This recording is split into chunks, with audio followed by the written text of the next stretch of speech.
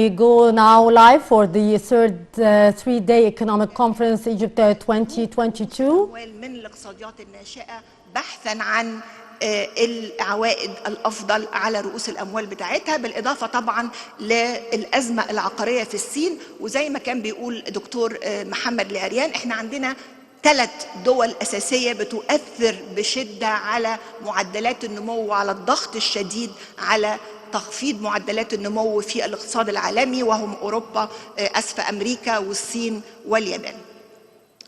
طيب، فاحنا النهارده الوضع اللي العالم كله بقى بيشهدوا ان احنا داخلين فيما يطلق عليه الستاكفليشن او مخاطر الركود التضخمي. انا عندي معدلات تضخم بترتفع وعندي معدلات نمو بتنخفض، وده طبعا يعني مع ازدياد حالة عدم اليقين هذه الموجة تستمر لفترة ممتدة.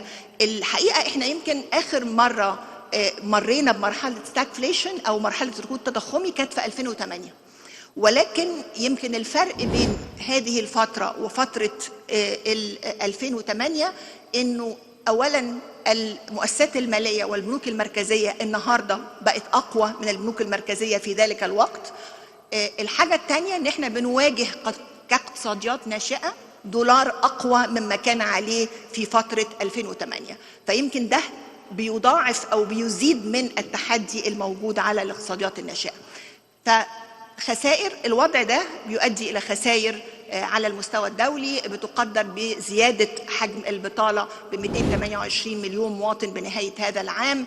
ال UNDP بيقدر زيادة 75 مليون شخص هيخشوا في الفقر بنهاية هذا العام، بالإضافة إلى ارتفاع شديد في نسب الدين العالمي الجلوبال ديت إلى الناتج المحلي الإجمالي بحوالي 350%. دولة الرئيس كان بيعرض الحقيقة معدل النمو، وأنا يمكن يعني وإحنا بنبص النهاردة بنلاقي إنه النمو في مصر وصل إلى معدلات مرتفعة في بعض الأحيان، ولكن هو دايما اتسم بعدم الاستدامة. دايما في حالة شديدة من عدم الاستدامة، بنطلع ثم بنقعد 2-3 في معدلات نمو مرتفع، ثم بنرجع تاني ننخفض وننخفض بشدة. فعدم استدامة على الرغم من ان احنا بنحقق معدل نمو حقيقي وبنحقق معدل نمو موجب ومرتفع، الا انه اتسم بقدر عالي من عدم الاستدامة.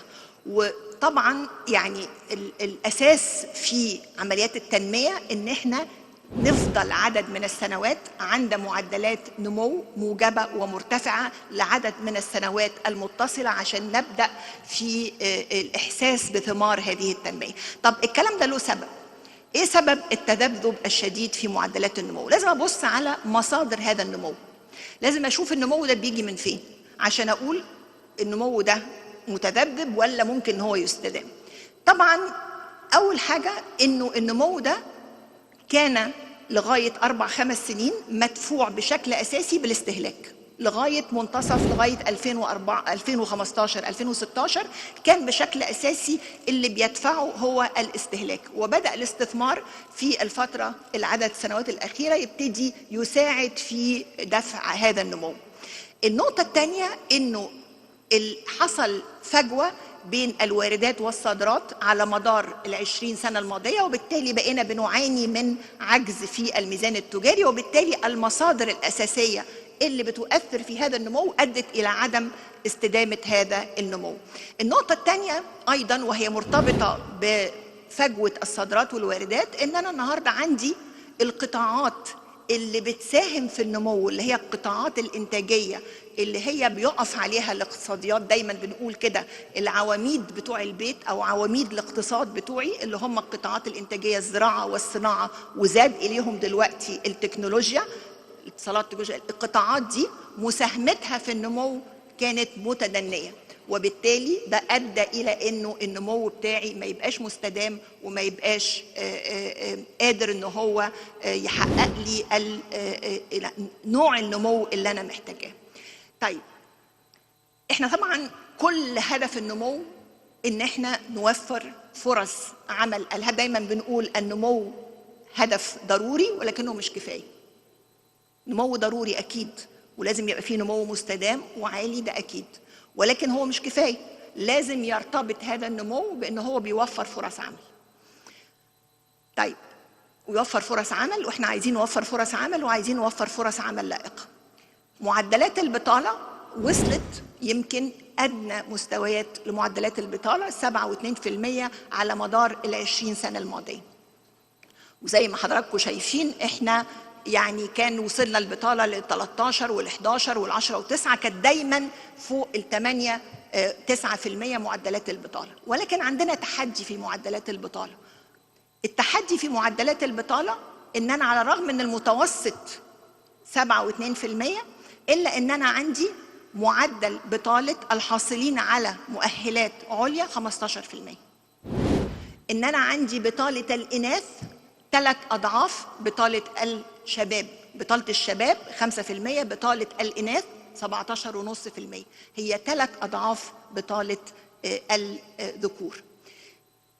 وده بيدخلني في إن إحنا من بعد ما النجاح اللي حصل في مرحلة الإصلاح الاقتصادي بتاع 2016، الحكومة المصرية بدأت ولأول مرة في خطة للإصلاح الهيكلي. وخليني قبل ما أقول احنا عملنا ايه في خطة الإصلاح الهيكلي استرجع مع حضراتكم ال3 برامج إصلاح سريعا اللي تموا.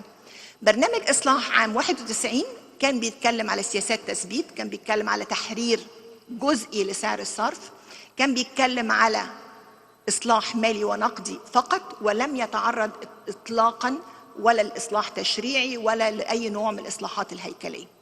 برنامج إصلاح عام 2004 كان الإصلاح الجذري تم في القطاع المصرفي، عشان كده احنا عندنا قطاع مصرفي قوي وكان يعني قادر على ان هو يصد في اي ازمات تمت كازمات ماليه تمت في الفترات الماضيه. فحصل اصلاح جذري في القطاع المصرفي، حصل اصلاح جزئي ايضا لسعر الصرف، وحصل لم ناخذ في اعتبارنا وقت هذا الاصلاح اي جوانب خاصه بالحمايه الاجتماعيه، كانش فيه اي برامج حمايه اجتماعيه جايه مع هذا الاصلاح.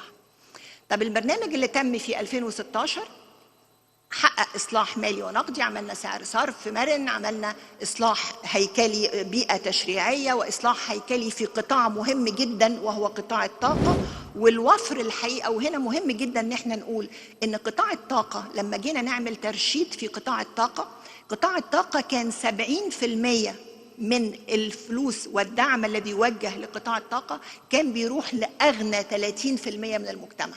فكان مهم جدا ان احنا نعمل هذا الإصلاح الهيكلي في قطاع الطاقة، وان انا اخد الوفر ده اديه في صورة دعم نقدي للفئات الأقل في المجتمع. فأنا عملت الحماية الاجتماعية وفي نفس الوقت عملت إصلاح هيكلي.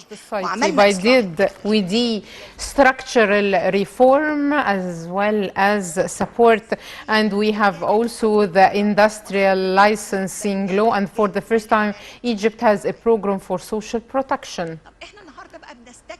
Today, we are building upon the structural reform program through the integrated structural reform. For the first time, we are talking about a structural reform in production.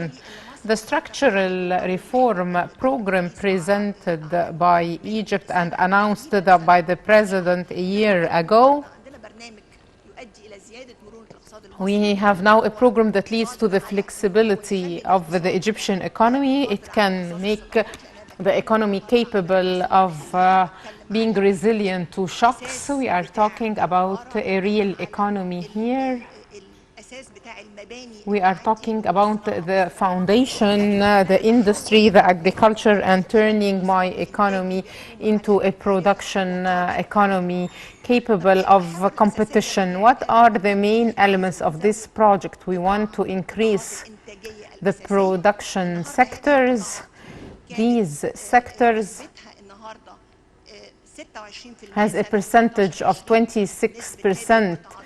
In 2019, we are talking here about the target to reach 35% in 2023-2024. And thank God, this program is implemented in a quantitative manner. We reached these 3 sectors to be 30%. So despite the economic unfavorable international conditions, we are moving positively towards achieving the target. We are talking here about increasing the share of industrial exports with the high technology component, as this would make my exports more competitive in the international markets. We're talking about improving the ranking of Egypt in food security, as well as increasing agriculture and contractual agriculture. These sectors are the sectors selected because they have a relative high weight to the GDP, they have high employment rates, the ability to work and integrate with other sectors, and we have exports that can compete in international markets. The second element is an important one, especially in a country like Egypt that has overpopulation, and this overpopulation has a demographic edge, and it is, I have 60% of this increase in population youth. I have an increase in population 2.5 million annually. I have an increase in population, but the demographic edge is that 60% of them are youth. We have always heard that we have a gap between the outputs of the education system and the labor market needs. For the first time, we are trying to deal with the supply. What are the outputs of the education system? The labor market, by nature and with technology, is dynamic. So we needed to start working the part of the supply, those graduated from the labor market, developing the education system with the Ministry of Higher Education, a lot of advanced programs that has a technology component. The whole world is talking now about jobs for the future. Now there are some professions and jobs that would disappear, so we need to have programs for artificial intelligence, digitization, in addition to expanding in technical and vocational education programs. And here we are doing this work with the Ministry of Higher Education. We are increasing the percentage of those in technical and vocational education. And this cannot be done except through partnership with the private sector. Because part of the challenges in technical education is the mindset of the community about technical education. So having technical accredited schools, and thank God during last year we were able to accredit a number of schools. 10 technical schools were accredited internationally, and this changes the mindset in addition to connecting the school to the factory or the employers, and this changes the mindset of the state and the community about technical education, in addition to launching an integrated platform for sectoral qualities, and we as the ministry responsible for the institutional part. And all this is done through full management from the private sector. The third element is improving the role of the private sector and the business environment. I would like here to give some figures to talk about the role of the private sector. This is the percentage of investments, public and private investments, from the total investments. And if you look here at the figures, you will find that the investments of the private sector in 1982 was 40% of the total investments, and then 34% in 1990, 38% in 1995, and that increased to be 57%, and in 2010 it reached 63%.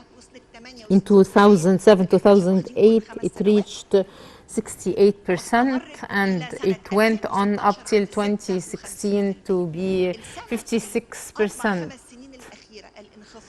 And the relative decrease that happened for private investment over the past years was due to the increase of the state investments in the public investments. the state invested in infrastructure and a big investment in the field of social protection like Decent Life project, so that during the pandemic COVID-19, we have increased the public investments 300% during the COVID year to make up for the state of uncertainty and to avoid setbacks in private investments. So the figure is not less, but its relative weight is less due to the total investments. And the number of employees in the private sector is about almost 80% of the manpower. There are a number of procedures that would be presented more detailed in the coming sessions. And all these things are the outputs of the community dialogue, be that held in the Ministry of Planning or in the Information and Decision Support Agency in the Cabinet. And of course, this is supported by the academia, the thinkers, the civil society, and our role was just a coordinator during these discussions to discuss the procedures needed for more participation from the private sector to lead sustainable development. The state ownership document and the exit of the state from a number of sectors. As mentioned by the Prime Minister, there was a law for partnership between the public and private sector, and the practice showed a number of procedures that need more flexibility, so this law was amended. There is also the enforcement of a number of articles in the investment law that gave a number of incentives, like the golden license. All these things are applied in addition to organizing the state ownership and also talking about competitive, neutral competitiveness. And also there is the policy of neutral competitiveness. The state established the sovereign state fund to be one of the arms of the state to encourage the private sector and turn the investment existing opportunities into an invested creative project to encourage the private sector after attracting it, in addition to the studies turning the country into a logistical center.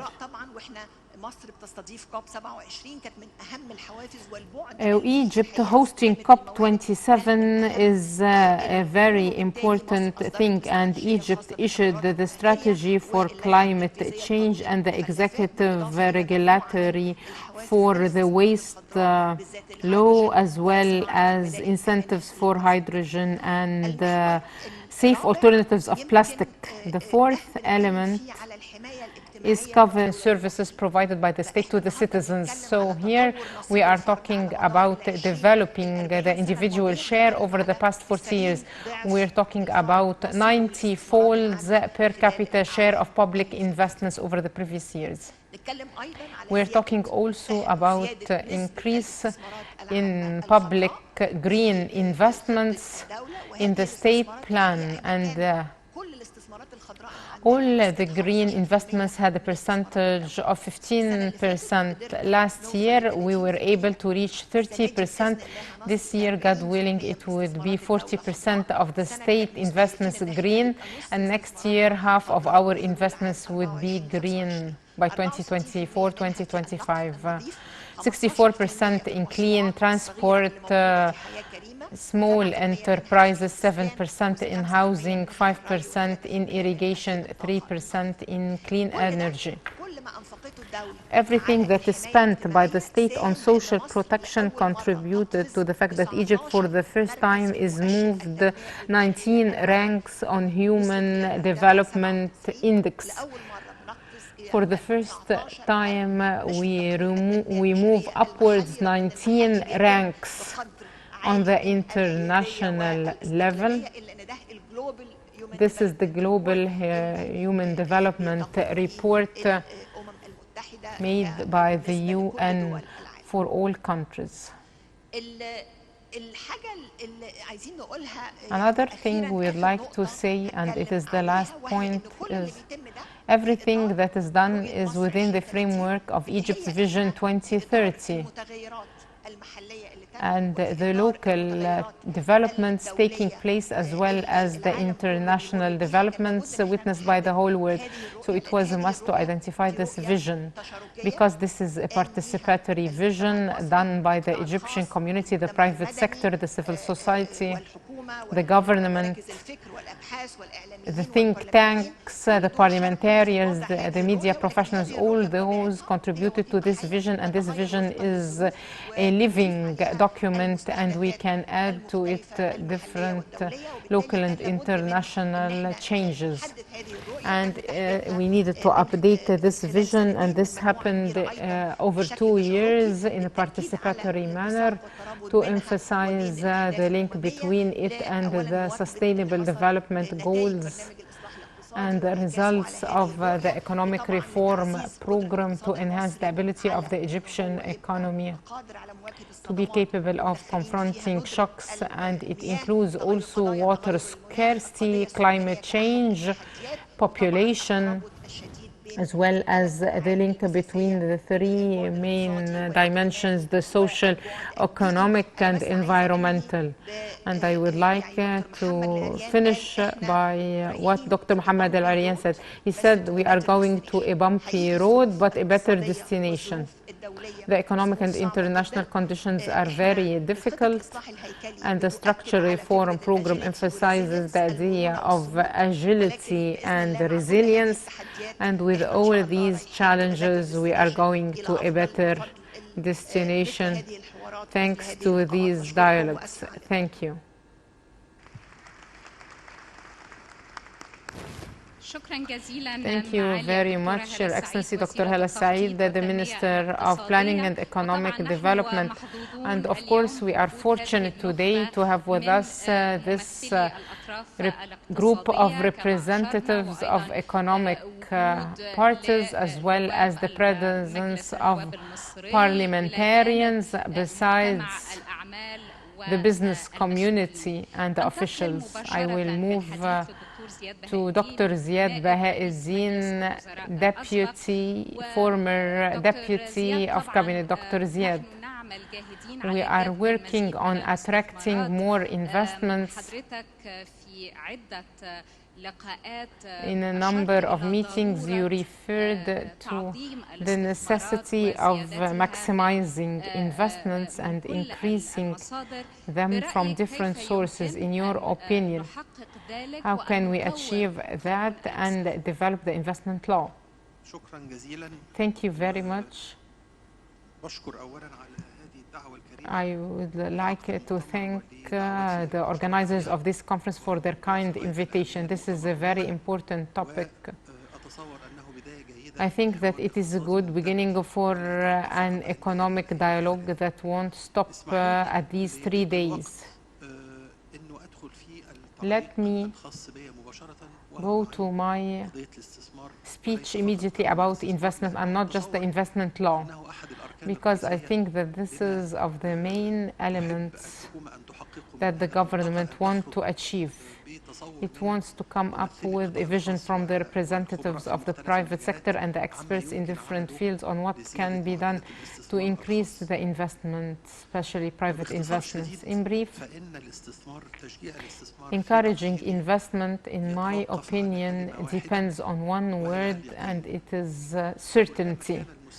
The more the investor has a higher level of certainty and reassurance that the system and the conditions in the country won't change that much, this gives him the confidence and makes him invest more. Here, the certainty is, of course, a wide definition. No doubt, security, stability in the country. And this morning, in the speech of the Prime Minister and the speech of His Excellency the President, we talked about the terrorist challenges faced by the country. No doubt, stability and security is one of the main elements of this certainty. And other two elements are, first, good infrastructure,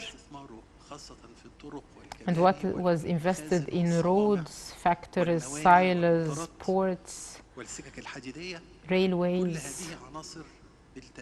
These are all elements that help create the suitable environment for investments. The other element is the state ownership document that seeks to overcome the ambiguity about the role of the state in the economic activity. I would like to say that I myself is not a supporter of the state exiting from the economic activities. I think that full exit is not useful, and the state has to go on doing activities and specific roles in the economic activity, but it should be known and understood by the investment sector, and it should have certain mechanisms. I think that over the coming days of this conference, we will hear about the state ownership document, and we wanted to settle this issue, especially if it is accompanied by disclosure about how things will develop and how it would be followed up. Dr. Ziad, sorry for interrupting you, but do you have a similar percentage for the participation of the state in investment sectors based on the international experiences? I do not look at percentages, and I think that the document, when it mentioned figures, it was just to see the development, but I do not think that the numbers are important, except just as an indicator to follow up what is being done, and there are a lot of other considerations. I here talked about the positive things in talking about investments. Let me afterwards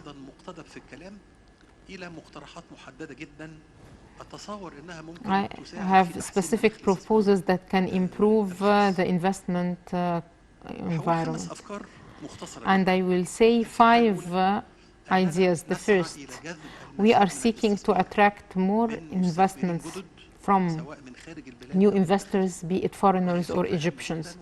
And this is the duty of the state and the different authorities.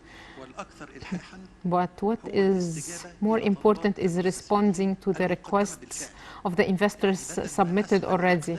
Instead of trying to convince a specific person about the good climate and the incentives in Egypt, we are here before a large number of investors who submitted the requests, be it to receive a land or to increase the role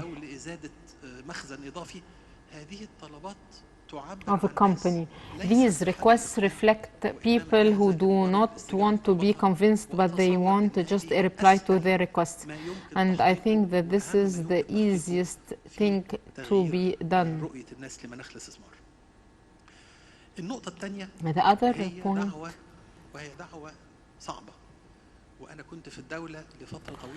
I know how difficult things are, but it is a call to respect the administrative decisions made, whatever they are.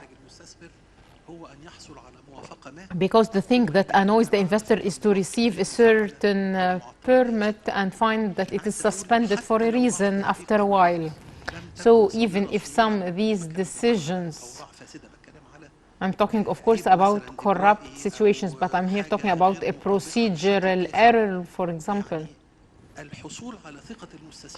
Acquiring the confidence of the investor that what the state makes of promises would be met is so important. The third suggestion is the taxes. بمكمل الضرائب. or not taxes in particular, but the complementary to taxes. In Egypt, we have a tax system, and some of the investors think أسعار الضرائب في that the مصر prices ليست of taxes in مرتفعة Egypt are not high, in particular, be it the added value tax or the real estate tax or the income tax. And we are exempted from certain taxes, like, for example, the inheritance tax. أتصور إن سعر الضريبة So I do not think that the price of the tax is high.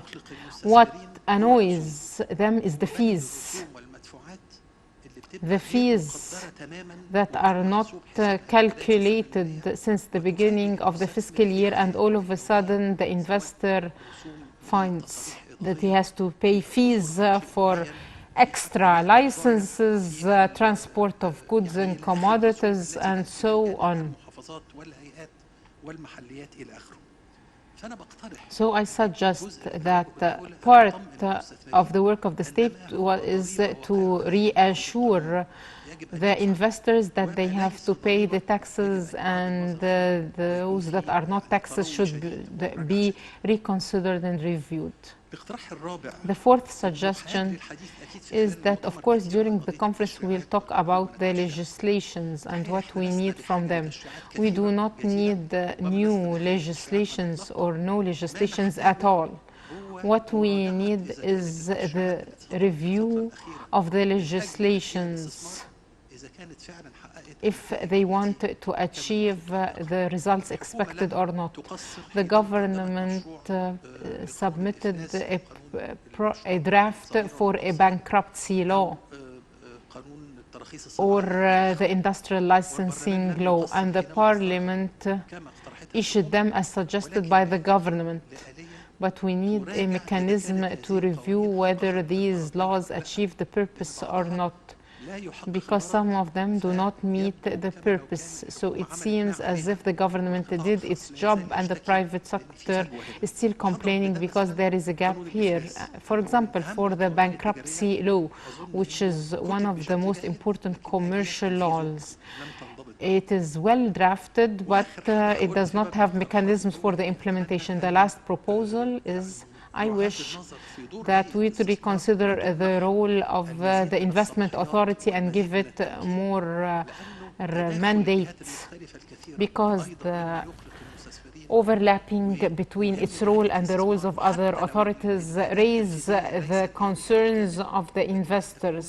الواجهة الوحيدة أو الأساسية التي And we need it to be the main window through which the investors would work. Finally, متشجع طبعا بأن يكون في جو I wish that there would be an interest in the country to focus on investment as the main priority for the coming economic phase. And there are a lot of indicators that this is taking place in the government and in the state in general. تراوحنا في مصر But in Egypt, since the year 1971, with issuing the first investment law, after the 60s and 70s, we have ranged since then between constraints on investment as well as over liberating the investments, and we need to do a balance, and this balance should be done after discussing the investment law and its incentives and advantages, and not only what the investors need but also what the community needs. And this is to comment on a very important topic,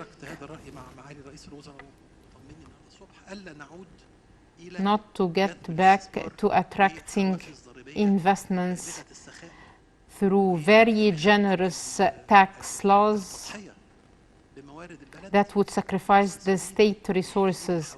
The investors need guarantees and support from the state, and it is not a must to be at the expense of the tax return. Thank you. شكرا جزيلا لك دكتور زياد Dr. Ziad Bahauddin, former deputy of Prime Minister. I now move into Dr. Omnia Helmi, the professor of economy from the Faculty of Political Science and Economy in Cairo University. In the framework of the same idea and in light of all حاليا، كيف يمكن لمصر the أن تحافظ developments. على معدلات نمو How can اقتصادي Egypt, مستدامة كما أشارت وزيرة as التخطيط، mentioned ويتزامن by مع the ذلك Minister of مستويات Planning. تشغيل مرضية؟ ربما يمكن أن نستفيد من التجارب العالمية في ذلك. شكرا. مساء الخير جميعا. Thank you. Good evening. جدا بهذا المؤتمر وتوقيته، وسعيده ايضا بدعوتي الكريمه. Thank you for inviting me. الحقيقه ان طبعا لتحقيق يعني اقتصاد اكثر انتاجيه وتنافسيه To have a more competitive economy, مستدامه. الحقيقه طبعا انا هنا يعني بفكر اني اركز على 3 مجالات. I here will focus on 3 main fields. المجال الاول The first is the relation between the government and the private sector. الامر الاخر احب اتكلم على حساب الجاري وميزان المدفوعات ومرتبط به من اصلاحات ايضا هيكليه and the structural reforms, and then I will talk about some of the structural reforms. المجالات اللي اتصور انهم في غايه الاهميه. الحقيقه طبعا يكثر الحديث في الفتره الحاليه على طبعا اصلاح او افساح المجال. We're talking here about giving the opportunity. وده طبعا امر جيد جدا ومفهوم، ولكني احب برضو اذكر حضراتكم في ان دول كتير جدا. I would like to remind you that a lot of countries like India, China, زي اوغندا ونيجيريا، دول كتير جدا بتهتم بقطاع التعاونيات، لان they focus on cooperation, مهم جدا خصوصا تعاونيات الانتاج السلعي والخدمي، especially in the field of commodities and services. This is so important for all developing economies. حركه تعاونيه جيده جدا، ولكن لاسباب يعني مؤسفه كتير تراجعت هذه الحركه، ودورها كحلقه وصل بين المنتجين والمستهلكين وبين And this is the link between the consumers, the producers, the government and the private sector. غير الرسمي، زياده الانتاج والتسويق والمنشآت الصغيره. فطبعا انا الحقيقه يعني مش هستفيض في هذه And I'm not going to talk more about this point. I will move on to the next point in the structural reform. This is related to the exchange rate crisis. For example, when I looked at the balance deficit, we know that there is a problem with the private savings. So the saving rate should be increased, especially for the family sector and the companies. If we look at the different sources, Egypt has an advantage in 3 main things. In the payment balance, the whole world, in addition to agriculture and industry, is working on service sector, not only services themselves, but also introducing service to a lot of products and commodities. So we need to work on services, not only the conventional ones like tourism and the Suez Canal, but also the service sector that depends on high-skilled workers as well as technology and labor-intensive industries. This is the future. And a lot of the countries now are developing the strategy they have for development to focus on services as well as agriculture and industry. If we look at the payment balance, the Egyptian expats working abroad and their remittances is the real wealth. So we want to develop a package to attract their savings. The last thing is the type of the foreign direct investment. We welcome any investment as a source for funding, but we care more about the type of investment so that it won't be polluting, won't cause duplicity in the labor market, and would also include technology and knowledge. As for the payment balance, we have seen in the near future مبالغ ضخمة من رؤوس الأموال الساخنة. A lot of hot cash exited Egypt. If you look at the US, we will find they put some regulations if this hot capital, for example, exits the country 3 months after its entry. So we can think about constraints to limit this, because this influences, of course, the exchange rate and the economy. شكرا جزيلا. Thank you very much for being committed to 5 minutes. وأشكر حضرتك لأنك Thank you because you give me the opportunity to move on to Mr. Wael Asim Ziada, and he has an opinion regarding the service and tourism sector. Recently, one of the characteristics of the crisis we are living through in Egypt is the increase in prices and also lack of supply from hard currency. How can we overcome this problem? Through focusing on the service sector. Thank you very much. And I thank all the participants for the invitation.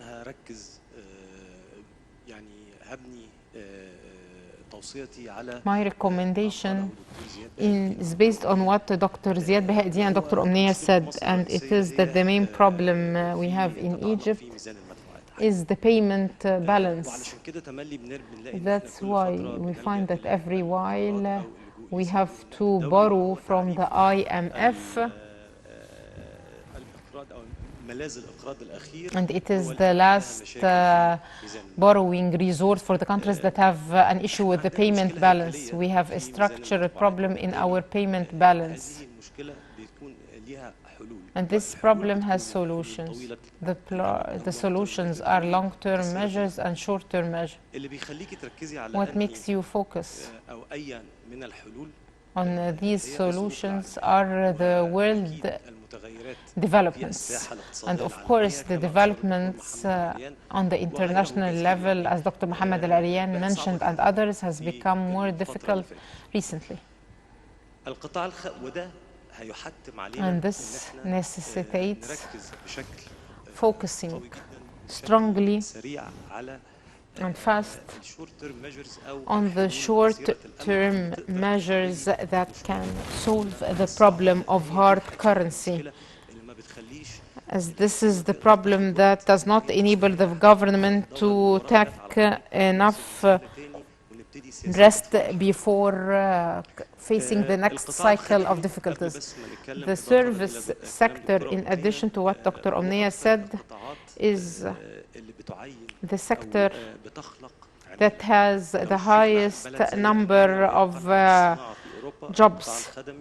If you look at Germany, you will find that the service sector is double the industrial sector regarding the manpower.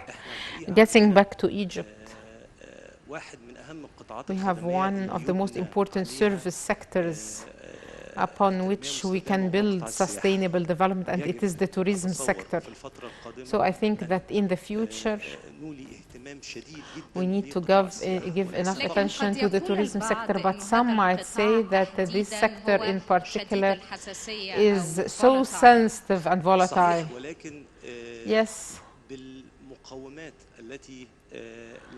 but with the components in the tourism sector in Egypt, it becomes even more sensitive. The tourism sector in Egypt is not using except 10% of the abilities of this sector. And I'm not here talking about attracting more visitors, but I'm talking about changing the type of tourist coming to Egypt.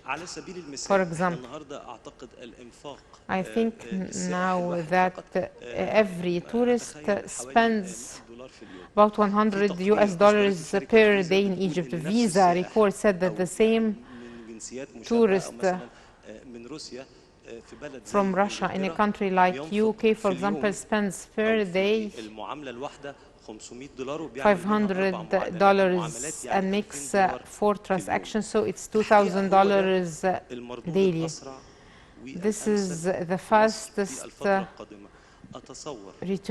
القطاع السياحي So I think إحنا that the النهاردة عندنا tourism الحتة الصعبة sector غطيناها، has وهي covered the المزارات difficult part, which والحتت is the موجودة touristic والطاقة sites. الفندقية موجودة. And we محتاجين have the إن يكون في hotels, حقيقي so we need مكثفة to من have الدولة efforts from لتنمية the state شكل الخدمة to develop والأمن، the type وإن of إحنا نخلق service ما يطلق عليه and pedestrian create area a أو أماكن pedestrian للسائحين area يتنزهوا. دي اللي هتخلينا for نقدر tourists. نجيب This will شكل make سائح us مختلف. have a different ودوت اللي type هيبقى of مهم قوي tourist. في الفترة القادمة. طيب أريد أن أستثمر طبعا I would like خبرتك to invest الواسعة your في experience أسواق المال في in منطقة the stock الشرق market الأوسط. in the Middle East. لو تحدثنا سريعا Would you عن talk to أبرز us in brief المعوقات about التي the most تواجه important difficulties الشركات في facing the التوسع في companies السوق in المصري؟ expansion in the Egyptian market? طيب أتصور I المشاكل think المتكررة that اللي the repetitive نسمعها هي problems we face is the long period needed to establish a company. سهولة الأعمال. أنا الحقيقة أشيد بجهود I الحكومة في commend الفترة the efforts السابقة made by the إن هي government recently. مكانتنا عليت في سهولة And إدارة now أو we سوق have الإنجليزي في doing business في مصر، ولكن better ما system زالت في مرتبة of doing أقل business in من Egypt اللي and the نقدر ease of إن doing نصل business in بيها، Egypt, but it is وبالأخص still في جميع less than الاستثمارات what is والبنية التحتية needed, اللي إحنا especially in عملناها light في of الفترة the اللي فاتت. investments in the دول كتيرة infrastructure جداً we have يعني seen. There are a lot المركز of الأول countries في that هذه are المنطقة ranked زي first نيوزيلندا in وغيرها like بدأوا New النهارده Zealand يصدروا and هذه other countries التجربة that إن هو started بيديك استشارات sharing فنية this تقدري experience. They تستقطبي منهم give استشارات you فنية نقدر نفهم technical منهم ليه هم في المركز consultations الأول to في understand سهولة إدارة why they الأعمال. are ودي ranked حاجة first. ممكن نلجأ And this لهذه is الدول في هذا something. الأمر. دي رقم واحد. رقم اثنين الحقيقة اللي كتير جدا من المستثمرين Also, بيشتكوا منها the other complaint the يعني investors make, هشارك دكتور زياد بهاء الدين في رأيه ليست الضرائب. it is not the taxes. المعدل الضريبي On the عندنا contrary, our tax rate is not that high, be it on the income rate or the added value tax, but it is the method of application. الحاجة الثانية الحقيقة اللي كلهم بيشتكوا Another منها thing هي التقديرات. is the estimates, how the estimates take place, مش عايز اقول تقديرات الضرائب. التقديرات الضريبية. the tax estimates. فدي نقطة. طبعا برضو السرعة أو الفترة اللي فاتت حصل تغيرات Also, there has ضريبية been كتيرة a lot of tax changes إن دوت يقلل اليقين in the past period, and this reduced the certainty فدي نقطة of the investor. لما بيحصل أي تعديل And تشريعي also, when there is any legislative amendment, اللوائح التنفيذية أو the executive regulations issued after it takes time, بتزود فترة عدم and this اليقين. increases the uncertainty. شكرا Thank you جزيلا very على much هذه المداخلة. for this الآن intervention, أحب and أن now أنتقل I will للأستاذة move on to نيفين Ms. الطهري، Niveen طبعاً Tahri, عضو اللجنة Member of الاقتصادية Economic بمجلس Affairs النواب، Committee وهي in the الخبيرة Parliament, and she الاستثمارية is the investment المعروفة expert ولديها خبرة كبيرة who has في long إطلاق experience الشركات in establishing الناشئة. emerging دكتور companies. نيفين Dr. طبعاً، Niveen. دكتور مصطفى مدبولي Dr. تحدث Mustafa عن Madbouli ما حققناه من talked قفزة about في the stride we مؤشر achieved البنية in the التحتية في مصر. هي infrastructure قفزة غير index in مسبوقة Egypt, بكل المقاييس، and it is لكن كيف يمكننا unprecedented. تعظيم So how الاستفادة can we من maximize كل the benefit العمل الذي from تم خلال all the الثماني work سنوات that was done over the past 8 يمكن years? بنلاقي دول عربية We can أخرى see other Arab تجربتها countries ليست في مستوى نضوج whose التجربة المصرية، experience is لكنها not as mature as the استطاعت Egyptian, yet استقطاب they رؤوس were أموال able to attract وكبريات الشركات capitals العالمية from لنقل مثلاً international في صناعة companies السيارات. in هل automotive تعتقدي industry, for إنه ربما example. لدينا Do you مشكلة think في that we have تسويق a problem الاقتصاد المصري؟ in marketing the Egyptian economy? أولاً بشكر First of all, كل الموجودين I would like to thank the Prime Minister, the Minister of Planning, Dr. Hala, and all the participants. The presentation delivered by the Prime Minister today covered everything ما هو جذب الاستثمار. regarding attracting investment. To attract investment, المهم هي الثقة. we need to have confidence. الثقة دي هي علشان أنا أقدر أعيد اكتساب ثقة المستثمر في قلب السوق. To retain the confidence in the Egyptian economy, there are a number of things. First, credibility. اللي بقوله أنا بنفذه. ويمكن دي that I implement what I say. بتكلم فيها ان انا ما عنديش الا التشريعات متواجده لكن We هي have كيفية legislations, but the matter is how to enforce them, وكمان الكونسيستنسي بتاعتها and also the consistency in their application. Would they be there for a long period, or after a while we might have a new decision that would change everything? So credibility is so important. زي ما كنا بيتعرض عليه النهارده واللوجيك بتاعه يعني And I need to explain the logic behind this decision. واحنا بنعرضه متفهم ومتماشي مع المستمع. Is this logic suitable to the listener? Because if I say that I will reach 65% for the private sector, did I take these steps to prove that the private sector really is taking the pioneer role here? بيقال انها متواجده والتخارج من بعض المجالات. And is the state really exiting from some sectors? And when we also talk about credibility and logic, we need to put ourselves in the shoes of the investor. The investor is a coward, as they say, that capital is always a coward. So the investor need to have full confidence that the existing rules would be there and they won't change. So accordingly, when I say المغرب مثلا هي المغرب أداة تسويق ما هياش the marketing tool, when you talk to the investors in Morocco, for example, they might tell you that this is not the best investment opportunity, but they prefer their marketing mechanism. Also, a country like Turkey.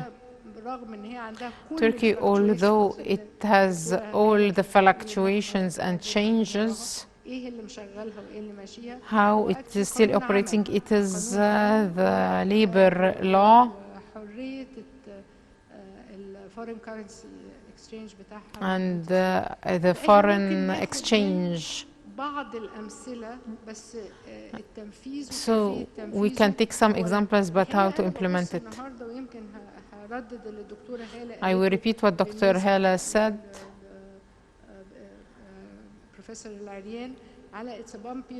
That it's a bumpy road, but a better destination. And I'm convinced that the timing is the most important thing.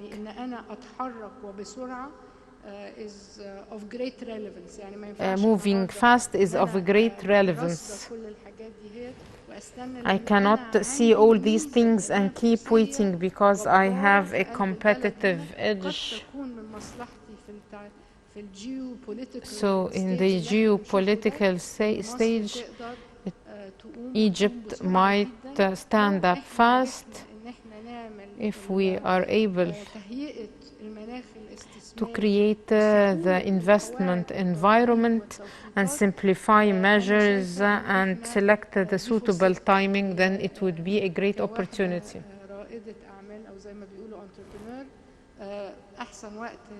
As an entrepreneur, we say that the best time to build anything is now, when you identify the problems.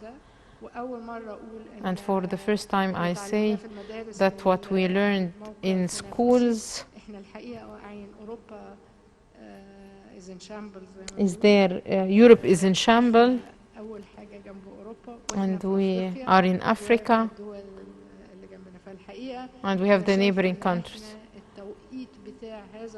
So the timing of this conference is so important, that we are all under the same roof discussing these points. Then we need to see how we will implement it. Thank you. Thank you, Dr. Niveen Tahri. And this will take us to Mr. Amr Al-Abd, the Executive Director of Endeavor Egypt Foundation, and he works also in the field of establishing emerging companies. And as the Prime Minister mentioned this morning, Egypt is a young state and more than 60% of the population are below the age of 35, and they all have skills and capabilities and the desire to work. First, would you speak in brief about the importance of having emerging companies for any sector similar to ours, and how can we support them in the market? In the name of Allah, Your Excellency the Prime Minister, Dr. Hala, the Minister of Planning, ladies and gentlemen, I'm glad and honored to be here with you today to highlight entrepreneurship sector and the new enterprises. Egypt has recently joined this sector and took serious steps. 5 years ago, this sector had a volume of $22 billion annually. Over the past 5 years, a fund was established, Egypt Entrepreneurship Fund and Falak, FinTech funds, as well as Fund of Funds with Mismida. The government and the state took serious steps to activate this sector. Last year, this sector attracted investments of $500 million, and we expect this year, regarding the volume investments, to be more than last year. And we are one of the few countries worldwide in which this sector is developing, and we expect this year to reach $600 or $700 million.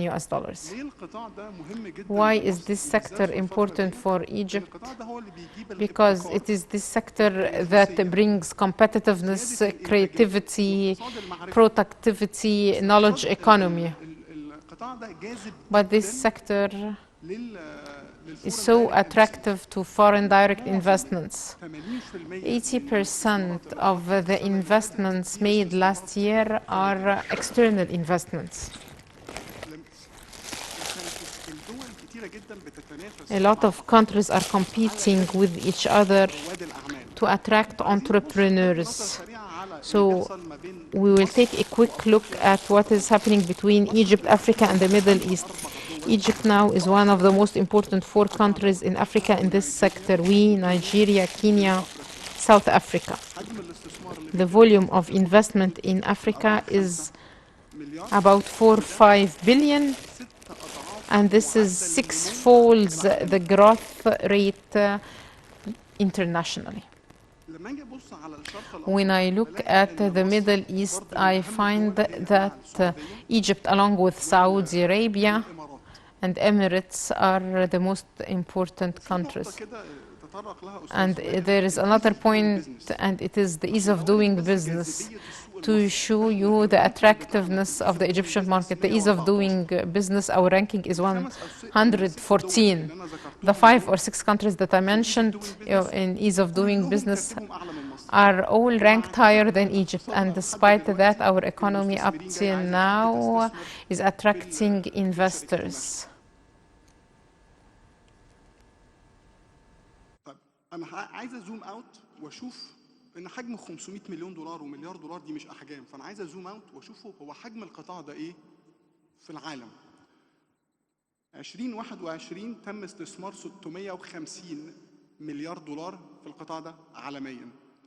نصهم في الولايات المتحدة الأمريكية. $500 billion, half of them are in the US. When we come to look at Africa and the growth in Africa and Egypt, we find that Africa represents 0.8%, so it is less than 1% of the volume of investment in this sector.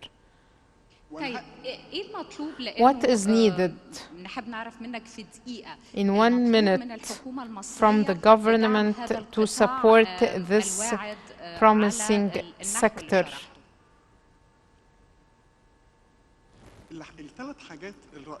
The 3 main things to develop this sector and give it a push forward: we need a unified body to coordinate the efforts of different agencies, authorities, and ministries.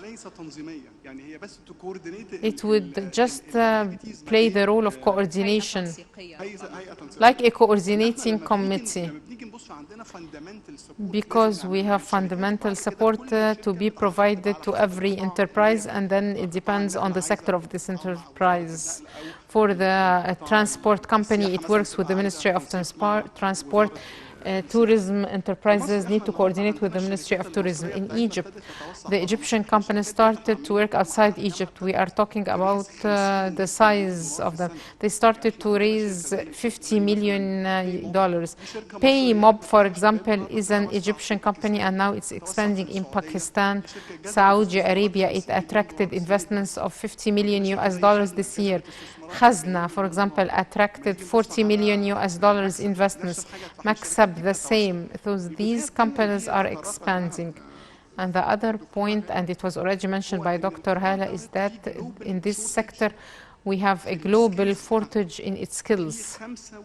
There is 85 million jobs that would face shortage by 2030. So these jobs are ready in this sector for the youth. Absolutely, there is a great shortage here when we come to look at the Egyptian skills. Egypt has skills in these fields, but they are attracted by other countries. Europe, US, and the Gulf take all those people. That's why you find that the Egyptian companies have a difficulty in finding those skilled employees. We have companies in Egypt that the technology office is not in Egypt. They have a technology office in Argentina or Germany or India or Pakistan. In light of having this large number of youth, so we need to consider the type of technology we train on. The world last year invested $36 million in artificial intelligence, and in Africa it reaches $12 million. So we need to build skills and capacities in this sector, as it is the one that is going to lead the future. So capacity building in the technological sectors, and this is in line with the state policy in the coming phase. Thank you very much, Mr. Amr El-Abd. And now we will listen to the vision of the representatives of the private sector. And now I move on to Mr. Ala Arafa, the chairman of Al Arafa company for investment. You have a long experience in textile and ready-made garments industry. I will move immediately to the controversial point, especially with the presence of major investments in this sector. You as a private sector, do you see that the state is competing with the private sector or is supportive to it?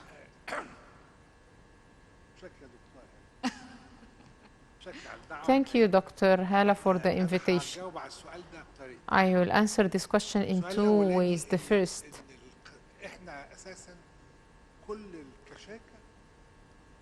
we as a company, all our production is exported.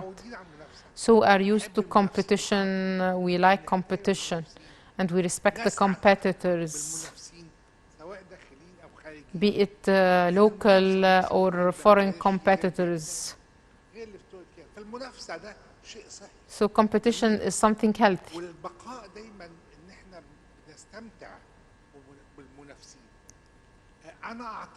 I think that because we are exporters, so I are used to competition and we have no problem with it.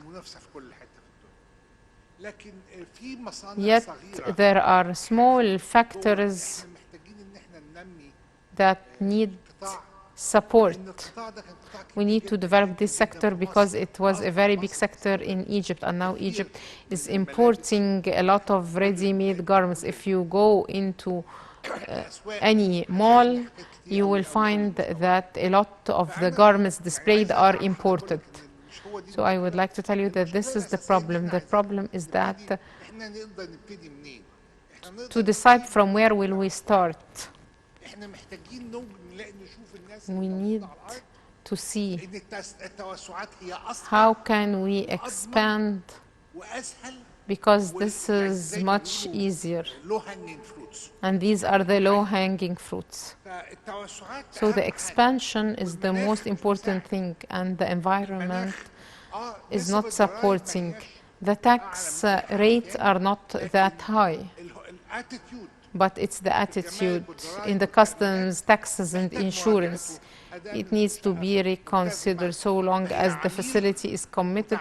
So it is a client that will have a file, so he should be dealt with as a client, and we need to respect the businessmen. Let's talk about the industrial community. Before talking about the business community, we need to respect the factory, so long as it respects the law. So let's open a dialogue with them. So there is a problem here.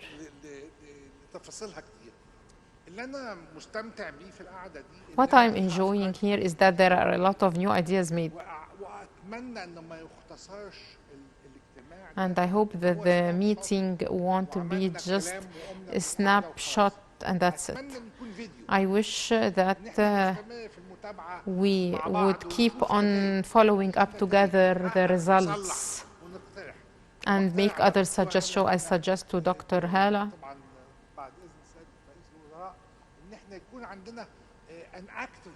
to have an active follow-up until we find the results. I think we can benefit more. I want to talk about climate. Climate is more dangerous than competition. Competition is something healthy, as I said. And those who go to the market understand that it's an open market.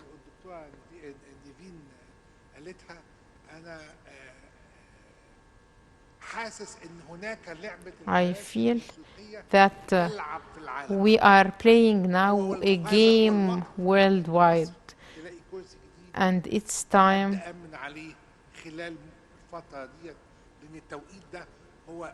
to start being part of this game, and Egypt should have the vision how it can take a new seat in the economy.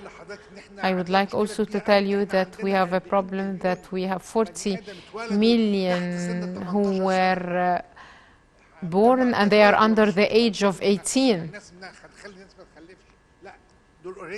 They already exist, so we need to think about them and create job opportunities for them. How to attract foreign investments and create a suitable environment for them and simplify procedures. And the easiness of doing business is something we talked about. That's why I enjoy very much this brainstorming session, as this will add a lot.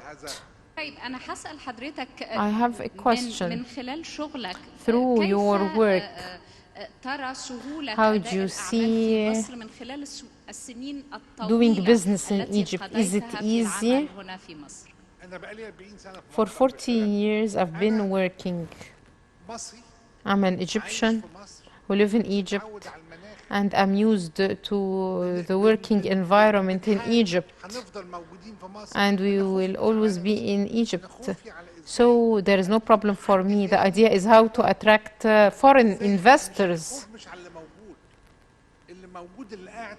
those who are working already in Egypt would be able to act.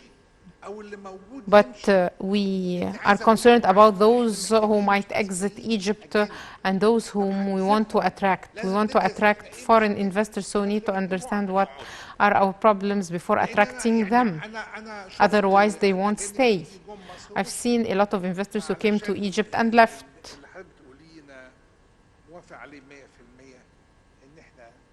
المشكلة مش اللي موجودين. So the problem is not the Egyptians and the investors, it's those whom we want to attract. أنا بشكر حضرتك جدا Thank you. الأستاذ علاء Mr. عرفة علاء على عرفة. إضاءة هذه النقاط وطبعا For the points you made, and now I would like المجال to open the floor for comments from the participants. Dr. Noha Abu Bakr has a number of remarks, especially regarding cement industry. I would like to ask if the national major projects implemented by the state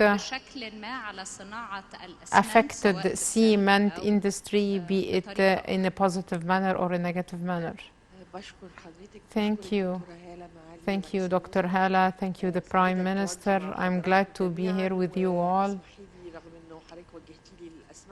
Although you're asking me about cement, but I thank you for inviting me to be here as a member in the National Council for Human Rights.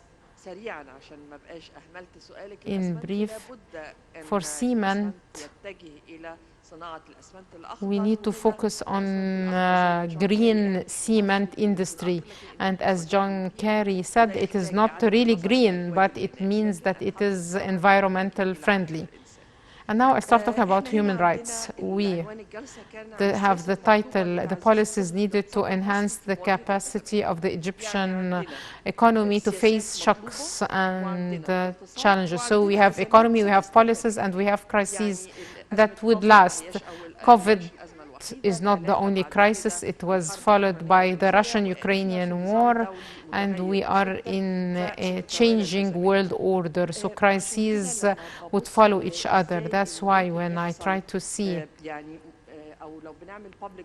if we're doing public policy, what do we need to do to help the Egyptian economy? In my opinion, establishing a national social economic council would be an institutional framework to deal with it and to forecast the crises. And yesterday, the observatory that collects the data was announced. And it is so important to forecast and to deal.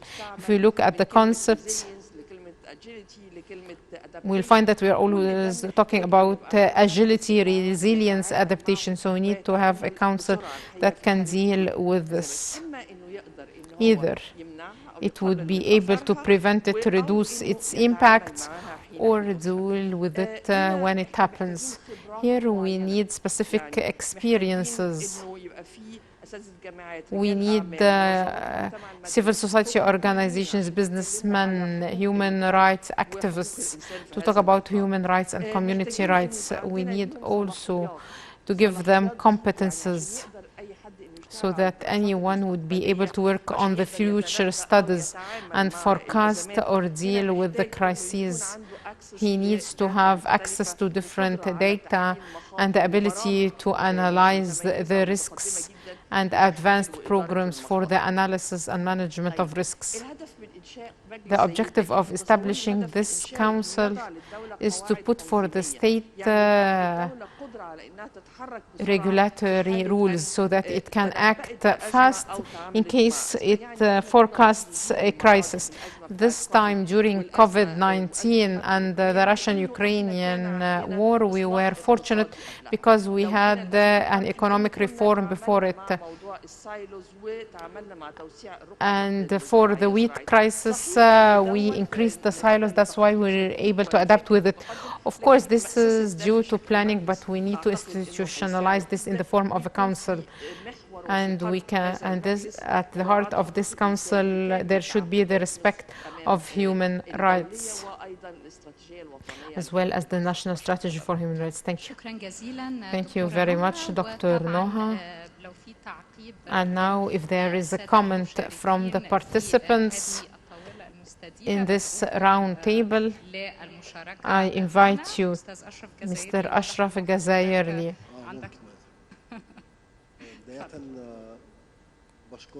First of all, I would like to thank the Prime Minister and Dr. Hala for the invitation. It's a very positive day, and the speech of the President was from the heart, and the presentation of the Prime Minister was sufficient. I would like to say that we have a lot of opportunities available. We're talking about the economic crisis. If we come to talk about COVID-19, we have seen people standing in queues at the supermarkets looking for goods and commodities. And this did not happen in Egypt. Was it a coincidence? Were we lucky? No, it didn't happen because there was professional coordination. Before the crisis came to Egypt, there was a strong crisis management committee. The Minister of Supply was communicating with us. The Chamber of Food Products was communicating with the Ministry of Supply, the Cabinet. And so there was professional coordination. We are all working as one team, and that's why they did not face the problem. So it is not by chance. This is the effort of coordination. And here I would like to talk about coordination because today we have positive messages. It's clear that the President, when he decides to go in a specific direction, and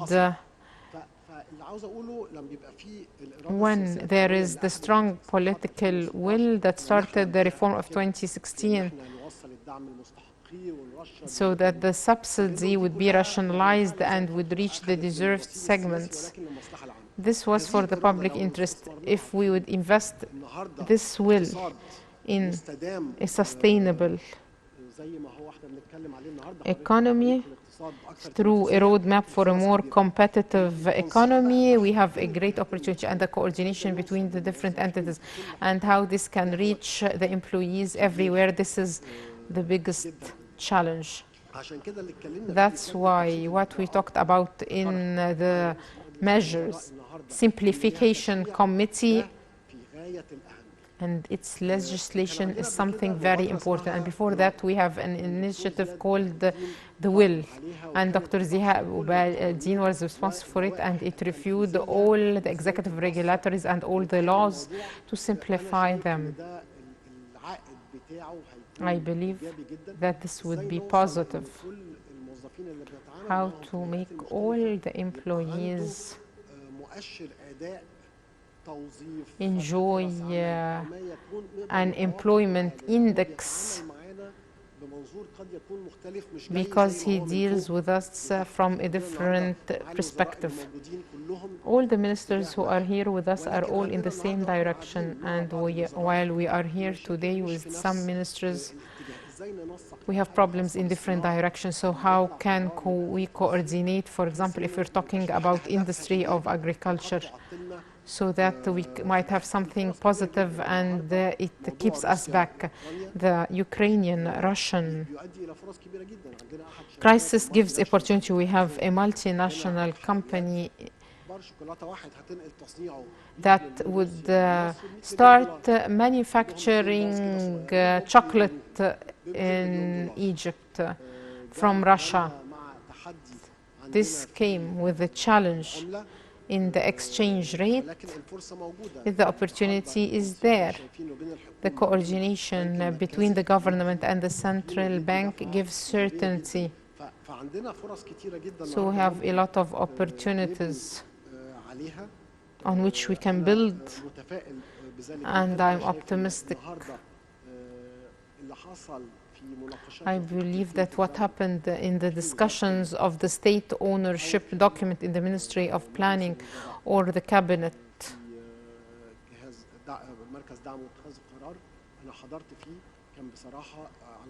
I find that the discussions were professional, and it was covering very sensitive issues and the discussions were very positive and people were attentive.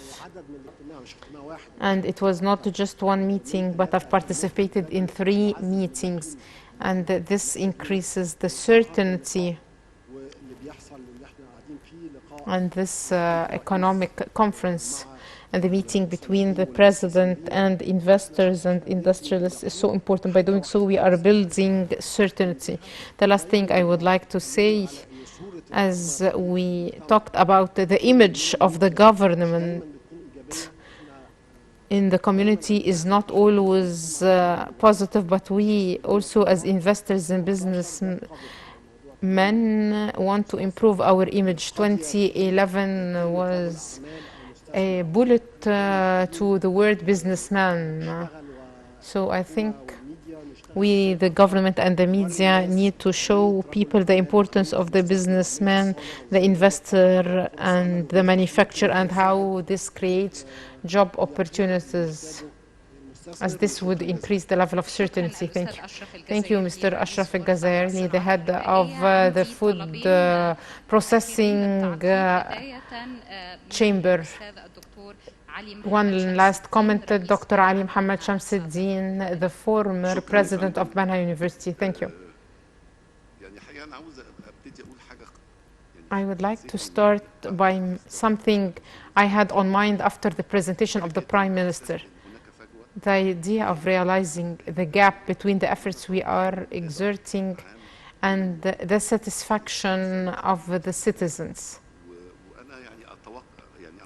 I think that this is due to the non-effectiveness of political tools, because this is the role of the political tools.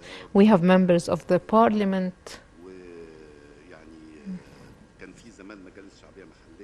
and we used to have local councils before.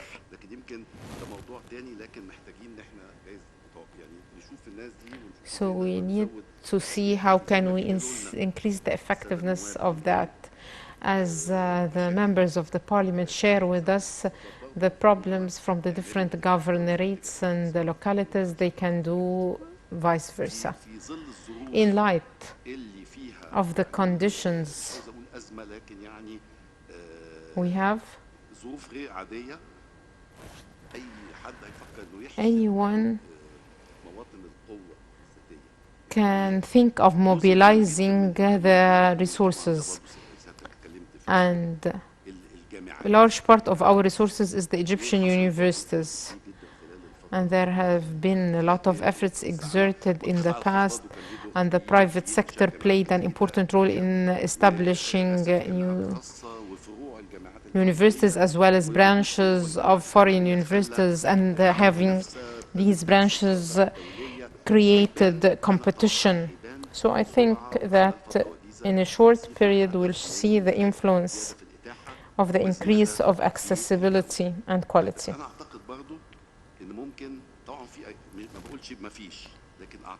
I think also that there is an opportunity for a bigger effective role for universities and research centers. And we as universities have a lot of capabilities, skills, and we can find the mechanism along with the Minister of Higher Education. And I will give an example.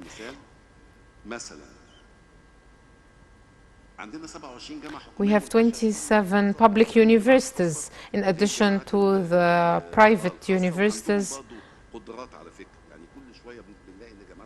that have also new capabilities. So 27 public universities. We are working in the national project. If we're talking about agriculture, for example, we have 2 major projects, the 1.5 million fedans, as well as Egypt Future, 2.2 million fedans to be reclaimed.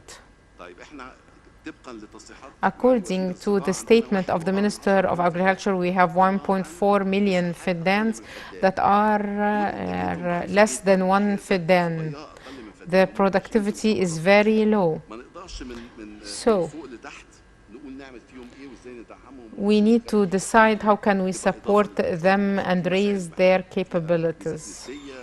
We will have here specificities for each government, but of course there is some space through technology, science, the 22 faculties of agriculture in the 27 universities, we can increase the productivity of these lands and increase the yield from the unit of these feed-ins. And also here for water, in case we have technological ideas, we will preserve water. For small and medium enterprises, some of the colleagues talked about it in the morning. The governor rates, without giving figures, show that we have a large number of small and medium enterprises. So with the universities, the governors, we can look at the map of small and medium enterprises to provide them with technical assistance and inject funds that would create new job opportunities. In 2015, do I still have time? No, unfortunately not. So there are a lot of job opportunities for technical education, as Dr. Hala said. There has been great progress. Last year in one of the conferences, they were talking about 24 applied technical schools in partnership with businessmen, and they said that they will increase them, and in 1 year the 24 became 42 schools. So there is potential, and this is something good because the private sector plays a role in, and also the Mubarak call the dual technical education. And we have experiences in the universities in quality control. And Dr. Ayman can help with that. And there is also the sectoral skills schools. Thank you very much. Dr. Ali Mohammed Shamsuddin, the former president of Banha University. Now we have several comments from the participants. Would you please limit them to 2 minutes each? We have still other sessions till the evening. I will give the floor now to Mr. Gamal Abu Ali, the head of Young Business Council. Thank you for the invitation.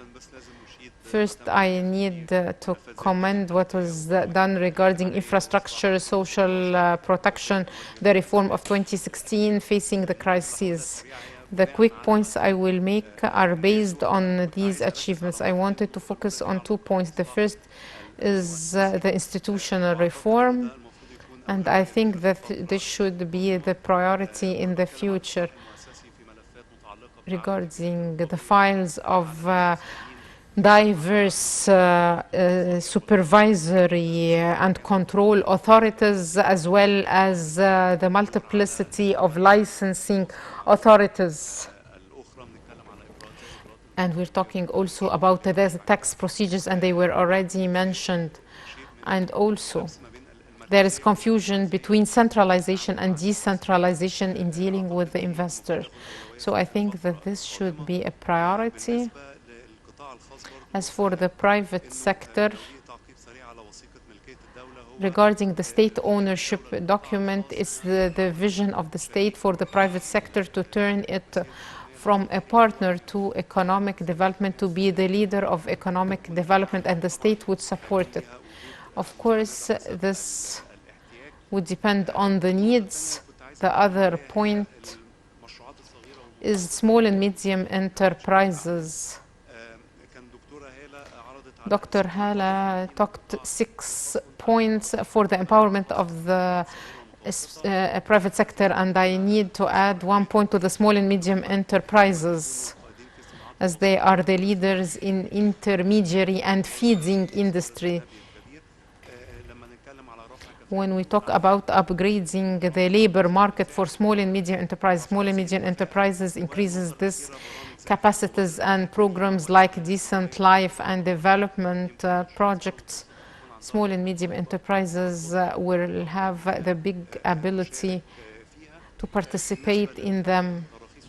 As for licenses and permits for establishing companies, there were big steps forward, like small and medium enterprises law, and as Dr. Ziad said, we want to see whether it achieved the purpose or not, and I think it needs reconsideration.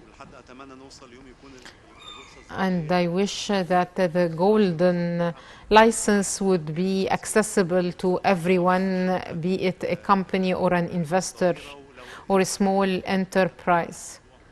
And the last point, technology transfer. The file of intellectual property rights and technology transfer and incentives for research and development. This is a big file, and I know that the Prime Minister raised this point, and I think that it is an additional priority that would attract investments. Thank you. Thank you very much, Mr. Gamal, for the valuable intervention. On my right side, Dr. Mohammed Fouad, the Executive Director of Shifa Al Orman. 2 minutes. Less than 2 minutes. I'm Mahmoud Fouad, the representative of the civil society, and not Al Orman only. Al Orman is working in Egypt and serving the Egyptians for more than 35 years, and now represent the National Alliance for Development Action. And this is an alliance that was established in March 2022. After the President announced that the year 2022 is the year of civil society, we are working on 2 important files: social protection and economic empowerment. For social protection, we've introduced 420,000 families to receive support, and in the future, the civil society is one of the elements of development. It's the government, the private sector, the civil society. The civil society in Egypt is always there during the crisis. And we've been working on the ground for a long period as institutions and associations to reach out to people. We collect a lot of budget. Our budget is more than tens of billions, but through the National Alliance and the participatory approach and establishing a strong database, we can direct these investments to the suitable directions, and we were able to have a strong foundation to work on that prevented duplicity in providing assistance, be it financial or food products. For economic empowerment, we promise you that we are targeting 500,000 small enterprises in different governorates. Thank you. Thank you very much. I will now give the floor to Dr. Ghada Ali. She is the risk manager in the Cairo University and a member of the parliament.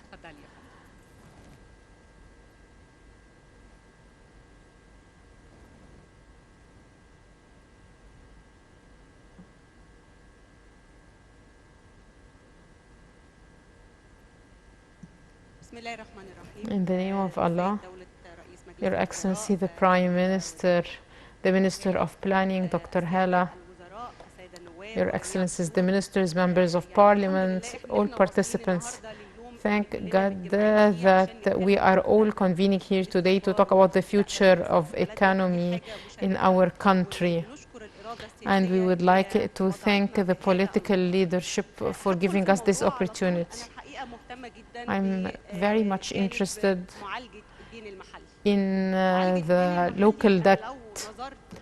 If we look at Egypt, and we'll find that it has untapped assets and resources that are about 3 trillion pounds. 3,700 untapped assets. One of the standards of success of countries is how to manage the wealth of this country. And up till the crisis of 2018, countries were interested in managing the debt rather than managing the wealth, although the wealth might be able to cover the debt. In Egypt, we have 3,700 untapped assets, and a good attempt to give it to Egypt's sovereign fund. But the question, is this enough to cover all these assets, or do we suggest having a professional fund from inside the sovereign fund to manage these assets? This case is not in Egypt only, but it is something in the whole world. We can look at the international experiences. What did they do? Korea, for example, established a fund for the management of assets, and the result was the following. These assets had a market value of 99 billion US dollars, and after managing it, it became 312 million US dollars. The rental of these assets in Korea was 200 million US dollars. It became 7.5 billion US dollars, then 3,000 more. The same applies to France. And the result was it paid 30% of the debt. The same applies to Italy. There are a lot of international experiences, so we need to consider this and how can we manage these assets. Dr. Ghada, unfortunately, I have to interrupt you. The conference is extended and we will listen to the opinions of all experts in next sessions, but unfortunately we need to wrap up this session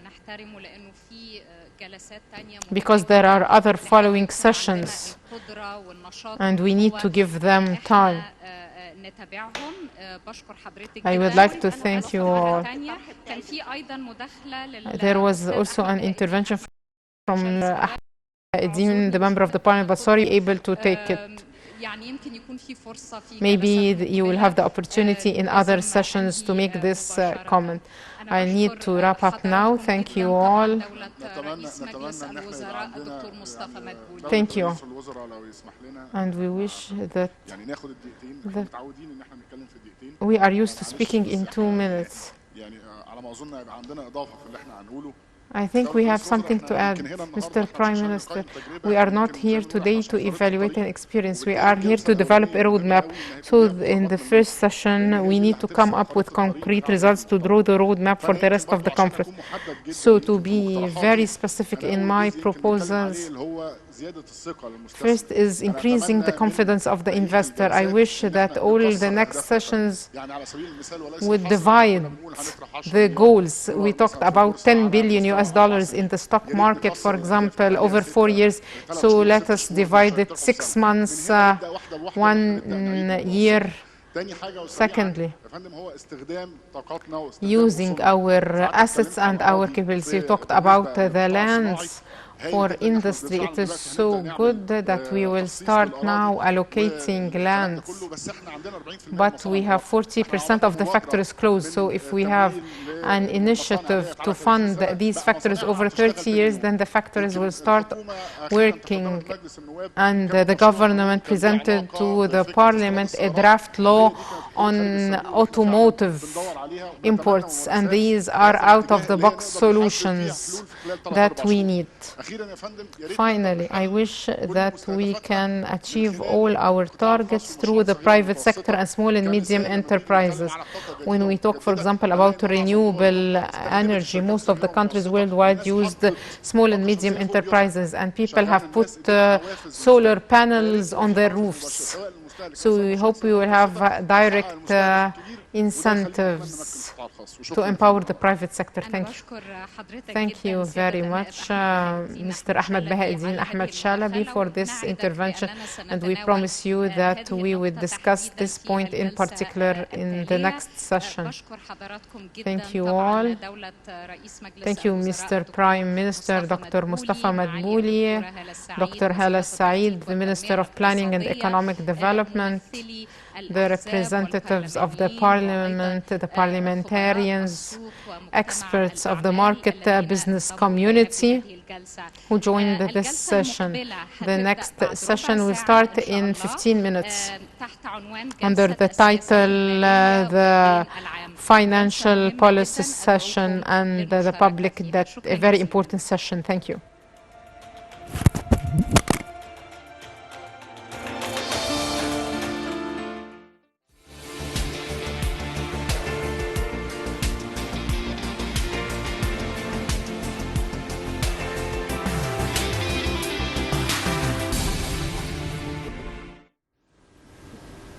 Ladies and gentlemen, the first session of the three-day economic conference Egypt 2022 just concluded on Sunday after it witnessed a roundtable discussion on the latest economic developments. The participants of the session were invited